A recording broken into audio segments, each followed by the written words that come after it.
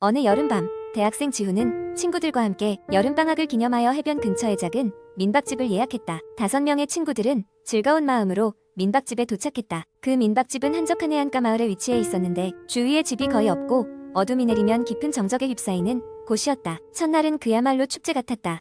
바비큐 파티에 이어 해변에서 밤늦게까지 이어진 불꽃놀이, 다들 지친 몸을 이끌고 민박집으로 돌아온 후 하나둘씩 잠에 들었다. 깊은 밤, 잠에 든 지훈은 뭔가 이상한 느낌에 눈을 떴다. 그가 있는 방은 깜깜했지만 이상하게도 창문 쪽에서 한 줄기 빛이 비추고 있었다. 지훈은 처음엔 밖에 가로등이 있나 생각했지만 문득 이곳엔 가로등 같은 것이 없다는 것을 기억해냈다. 호기심이인 지훈은 슬며시 일어나 창문 쪽으로 다가갔다. 창문을 열어본 그는 순간 얼어붙었다. 한 여자가 허공에 떠서 집안을 들여다보고 있는 것이었다. 그녀는 하얀 한복을 입고 있었고 긴 머리가 바람에 나부끼고 있었다. 그러나 그녀의 얼굴은 볼 수 없었다. 왜냐하면 그녀의 얼굴은 어두운 그림자로 덮여 있었기 때문이었다.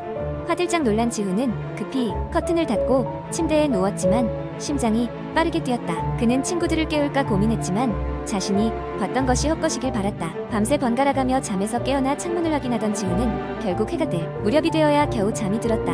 다음날 아침, 얼굴이 창백한 지훈을 본 친구들은 무슨 일인지 물어봤다. 지훈은 조금 주저하다가 어젯밤에 있었던 일을 털어놓았다. 친구들은 처음엔 농담이라며 웃어넘겼지만 지훈의 심각한 표정을 보고는 그제야 장난이 아님을 알았다. 그래도 친구들은 함께 온 김에 편안하게 지내자며 지훈을 달랬고 낮 동안은 아무런 문제 없이 즐거운 시간을 보냈다. 하지만 다음 밤, 이번엔 다른 친구인 민수가 갑자기 기이한 꿈을 꿨다고 했다. 꿈속에서 그는 어젯밤 지훈이 묘사한 그 여자와 함께 해변을 걷고 있었고 그녀는 그에게 무엇인가 중얼거렸다고 했다. 게다가 민수는 아침에 일어났을 때 손목에 이유도 없이 긁힌 자국이 생겨 있었다. 두 번째 밤이 지나자 친구들은 슬슬 불안감을 느끼기 시작했다. 그들은 이곳이 어떤 영적 현상이 있는 장소인지 알아보기로 했다. 민박집 주인을 찾아가 그 이야기를 꺼내자 주인은 무겁게 입을 열었다. 전에 그 민박집 근처에서 어떤 사고가 있었다고 했다. 10년 전 젊은 여성이 그 해변에서 사망한 채 발견되었으며 그녀의 죽음은 미스터리로 남아있었다. 이후로 때때로 그녀의 모습이 목격된다는 소문이 있었다. 그 이야기를 들은 친구들은 조금 무서워졌지만 지훈을 제외한 대부분의 친구들은 계속 머물기로 결정했다. 지훈은 마음이 편치 않았지만 친구들과 떨어져 혼자 집에 돌아가는 것도 두려웠다. 셋째 날 밤, 친구들은 잠을 이루지 못한 채 침대에 누워 있었다. 그럴 때 어디선가 물 흐르는 소리가 들려왔다. 민박집 방 안에는 욕실도 없었고 주변은 아무도 없을 텐데 설마 하고 모두 귀를 기울였다. 소리는 점점 가까워졌고 이내 방문을 노크하는 소리로 바뀌었다. 심장이 철렁 내려앉은 듯한 기분이 든 그들은 서로를 쳐다보며 얼어붙었다. 지훈이 떨리는 손으로 문을 열어보려 하는 순간 여자의 목소리가 들렸다. 문 열고 밖을 봐. 미칠 듯한 공포 속에서 그들은 아무도 창문을 열지 못했다. 잠시 후 소리가 멈췄고 더 이상 움직임은 없었다. 하지만 그날 밤 이후로 친구들은 더 이상 그곳에 머무르지 못하겠다는 결론에 이르렀다. 짐을 싸고 서둘러 민박집을 떠난 그들은 다시 서울로 돌아갔다. 그 후 그들은 다시는 그날 밤에 대한 이야기를 꺼내지 않았다. 하지만 그 여름, 그 먼 해안가 마을에서 겪은 공포는 그들의 기억 속에 영원히 남아있었다. 때때로 모임에서 친구들은 조용히 서로의 눈을 마주치며 그날의 창백한 여인을 떠올리곤 했다. 두 번째 이야기, 서울 한복판에 위치한 낡은 고시원은 저렴한 가격으로 학생들과 직장인들이 많이 찾는 곳이었다. 그러나 이곳은 곧 이상한 사건들이 많이 발생하면서 주변에서 입소문이 나기 시작했다. 그 고시원에서는 어딘가 섬뜩한 기운이 감돌고 있었다. 주인공인 미영은 그 고시원에 새로 입주하게 되었다. 미영은 대학에 합격하며 서울에 온 지방 출신 대학생이었다. 그녀는 공부에 집중하기 위해 조용한 곳을 찾고 있었고 고시원의 적당한 가격에 이끌려 들어가게 되었다. 이사한 첫날 그녀는 좁지만 아늑한 방을 정리하며 새 출발에 대한 기대감으로 마음이 들떴다. 하지만 며칠 지나지 않아 미영은 이상한 소리를 듣기 시작했다.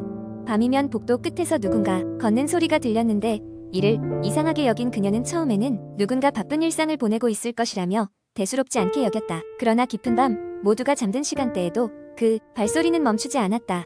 복도를 향해 문을 열어봐도 아무도 없었다. 며칠 후 미영은 근처 방에 살고 있는 또 다른 입주민과 이야기를 나누게 되었다. 함께 저녁을 먹던 도중 그 입주민은 미영에게 고시원에 괴이한 소문을 들어본 적이 있는지 물었다. 그는 미영에게 몇 년 전 이 고시원에서 한 학생이 스스로 목숨을 끊었고 그 이후로 이상한 일들이 종종 발생한다고 설명했다. 특히 그 학생이 살던 방에서 더욱 이상한 일들이 빈번했다고 했다. 이를 듣고 미영은 섬뜩함을 느꼈지만 괜한 소문이라며 스스로를 위로했다. 그날 밤 침대에 누웠을 때 미영은 누군가 자신의 방을 바라보고 있는 느낌을 받았다. 등을 돌려 누웠지만 그 시선은 등 뒤에서 계속됐다. 마치 구멍이 난 천장에서 누군가 자신을 내려다보는 느낌이었다. 겁에 질린 미영은 불안감에 잠을 설치던 중 무언가 문을 두드리는 소리에 놀라 잠에서 깼다. 잠결에 문을 열어본 미영은 아무도 없는 복도를 확인하고는 급하게 문을 닫았다. 그날 이후로 그녀는 화장실에 가는 것도 두려워했다. 화장실에 들어가 거울을 보면 그녀 뒤쪽 어딘가에서 그림자가 얼핏 보이는 듯했기 때문이다. 며칠 후 미영은 고시원을 떠날 결심을 했다. 짐을 싸던 중 책상 서랍에서 으스스한 낙서가 발견되었다. 낙서에는 "난 여기서 나갈 수 없어라는 문장이 반복돼 있었다. 그 순간 복도에서 다시 한번 발소리가 들려왔고 미영은 공포에 질려 눈물을 흘리며 짐을 싸는 손을 재촉했다. 그 이후 미영은 부모님께 도움을 청해 새로 이사하게 되었고 고시원에 대한 이야기는 끝이 났다. 하지만 그 고시원에서는 그녀가 떠난 뒤에도 여전히 발자국 소리가 들려왔다는 소문이 이어졌고 그 방은 오랫동안 비어 있었다. 이런 식의 공포 이야기는 인터넷 커뮤니티에서 자주 접할 수 있으며 사람들은 각자 자신의 경험이나 상상력을 덧붙여 새로운 이야기를 만들어가곤 한다. 세 번째 이야기, 기억에 남는 공포 경험담을 하나 들려드릴게요. 이 이야기는 몇 년 전 한국의 시골 마을에서 실제로 일어났던 일이라고 합니다. 이 마을은 아주 작은 곳으로 인구는 몇백 명 남짓이었고 모두가 서로를 알고 지낼 정도로 친밀한 공동체였습니다. 이야기의 주인공은 대학생이었던 철수였습니다. 방학을 맞아 할머니 댁에 내려가기로 한 철수는 오랜만에 시골의 한적함과 자연을 만끽할 생각이 들떠 있었습니다. 할머니 댁은 마을의 끝자락 숲과 접해 있는 외딴 가옥이었습니다. 어릴 적 여름마다 할머니 댁에서 보낸 철수에게는 그곳이 매우 익숙한 장소였지만 이번 방문은 조금 특별했습니다. 첫날 밤 할머니는 언제나처럼 철수에게 따뜻한 저녁 식사를 차려주셨고 저녁 식사가 끝난 후 둘은 거실에서 오랜만에 만남을 기념하며 이런저런 이야기를 나누었습니다. 시간이 흘러 할머니는 먼저 잠자리에 들었고 철수는 휴대폰으로 영상을 보느라 늦게까지 깨어 있었습니다. 그때 그의 귀에 무언가 이상한 소리가 들렸습니다. 처음에는 바람 소리인 줄 알았지만 곧 그것이 사람이 걷는 발자국 소리임을 알아챘습니다. 창문 밖을 내다보았지만 어두워서 아무것도 보이지 않았습니다.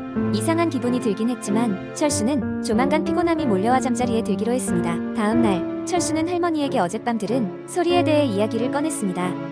할머니는 잠시 굳은 표정으로 창밖을 바라보시더니 아무 일도 아니라며 철수를 안심시켰습니다. 하지만 철수는 어딘가 무언가 이상함을 감지할 수 있었습니다. 그날 밤 철수는 침대에 누워 잠을 청했지만 어제와 마찬가지로 창밖에서 발자국 소리가 들려오기 시작했습니다. 이번에는 그 소리가 점점 다가오는 것이 느껴졌습니다. 철수는 심장이 빠르게 뛰기 시작했고 두려움에 휩싸였습니다. 그는 두꺼운 이불을 머리끝까지 뒤집어 쓰고 소리가 멈추기만을 기다렸습니다. 한참이 지나고 나서야 소리는 멈췄고 철수는 겨우 잠들 수 있었습니다. 다음 날 아침 그는 할머니와 함께 마을 산책에 나섰습니다. 길을 걷던 중 할머니는 마을 끄트머리에 오래된 묘지를 바라보시며 조용히 말씀하셨습니다.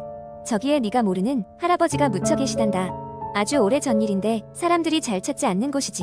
철수는 왜 이런 말씀을 하시는지 이해할 수 없었지만 역시나 그 밤에 대한 이야기는 꺼내지 않았습니다. 이후 며칠간 발자국 소리는 계속해서 철수를 괴롭혔습니다. 그는 마침내 용기를 내어 이 사실을 마을 주민들과 이야기했습니다. 이때 주민 중 한 노인이 심각한 표정으로 말했습니다. "그건 이 마을에서 아주 오래 전부터 내려오는 이야기야. 밤마다 걸어다니는 영혼이 한 명 있어.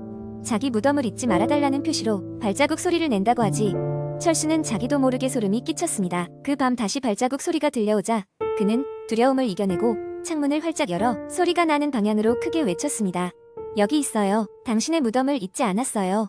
그러자 발자국 소리는 점점 멀어지기 시작했고 그 이후로는 소리를 들을 수 없었습니다. 마을 사람들은 철수의 용기에 대해 이야기하기 시작했고 그는 이번 경험을 통해 마을의 오래된 전설과 전통을 존중하게 되었습니다. 방학이 끝나고 도시로 돌아온 철수는 이 이야기를 친구들에게 전하며 오늘날까지도 잊지 못할 경험으로 간직하고 있습니다. 이야기는 여기서 끝이 나지만 이 전설은 여전히 그 마을 사람들 사이에서 전해지고 있을지도 모릅니다.